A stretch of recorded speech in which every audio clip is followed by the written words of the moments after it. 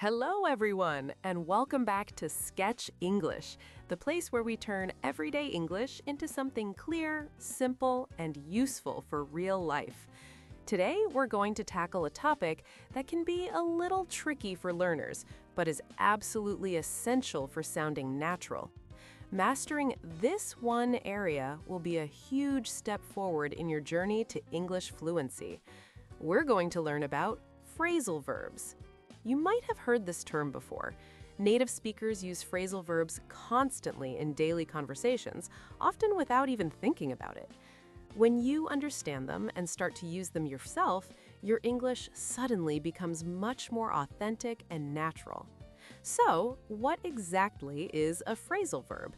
Think of it like a simple formula. You take a normal verb and you add a small word to it. A phrasal verb is made of two parts: a verb and a small word, such as on, off, up, in, out, or after.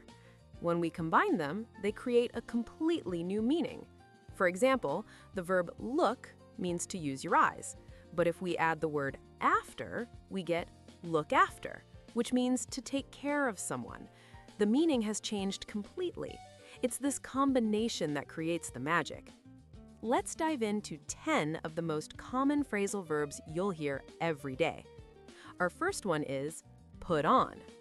Put on means to wear clothes or shoes. For example, put on your shoes. Or in a longer sentence, he puts on his jacket when the weather is cold.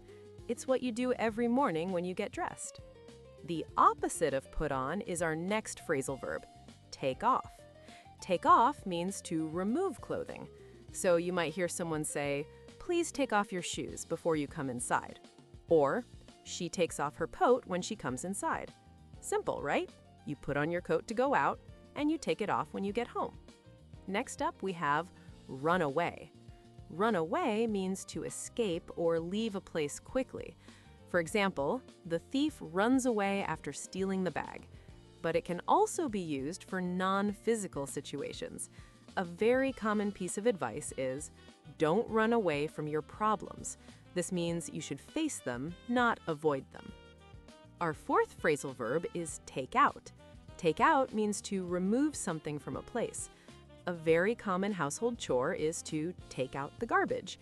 Someone might ask you, "Please take out the garbage." Or it can be used in other contexts, like at a doctor's office. The dentist takes out a tooth. Let's move on to look after. As we mentioned in the introduction, look after means to take care of someone or something. You'll often hear it used with families. A mother looks after her baby. You can also ask a friend for a small favor. "Please look after my bag for a minute." Number 6 is a phrasal verb everyone experiences: grow up. Grow up means to become an adult. Parents often say, "Children grow up very fast." And children have dreams for their future. "When I grow up, I want to be a teacher." Our next one is very useful: pick up. Pick up means to lift something from a surface. A simple command would be, "Pick up the book from the floor." Or, as part of a routine, he picks up his bag before leaving for work. Number 8 is something you do when you apply for a job or a visa: fill in. Fill in means to write information in a form or document. You'll see this instruction often. "Please fill in your name and address." Or simply, "Fill in this form." Finally, let's look at a pair of phrasal verbs for travel. First, get on. Get on means to enter a large vehicle like a bus, train, plane, or boat. For example, we get on the bus at the station. And its opposite is get off. Get off means to leave a bus, train, or other large vehicle. You might tell the driver, "I get off the train at the next stop."